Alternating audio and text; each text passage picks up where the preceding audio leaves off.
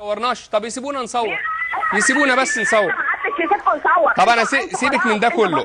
انا عايز اسالك دلوقتي، عايز اقول لك دلوقتي، انت واقفه في الشارع في حوالين المسجد صح كده؟ في قوات جيش ولا مفيش؟ لا في. ما هو احنا الجيش ده نازل بيحمي من البلطجيه بتوعكم. مين اللي حرق الكنايس؟ لا لا لا، انا بسالك اسئله وانت داخله لي في مواضيع يا ست اسماعيل. لو انت هتكملي كده مش هكمل معاك المكالمه.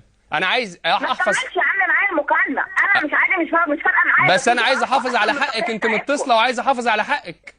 عايز احافظ على حقك في عرض مشكلتي. انا عايزه حق البلد، مش عايزه حق يا ستي عايزه حق البلد. طيب عايزه حق البلد يا وطنيه مخلصه. عايزه حق البلد، عايزه حق البلد.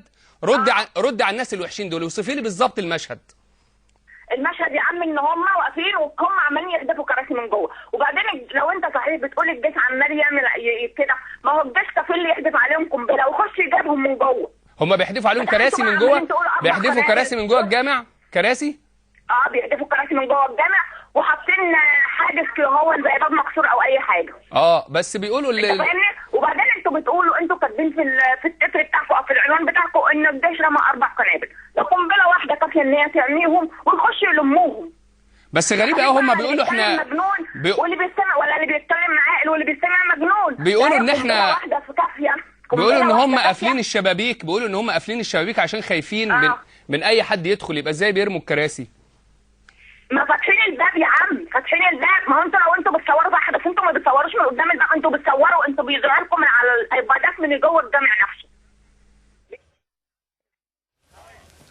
طيب مبدئيا اخونا المذيع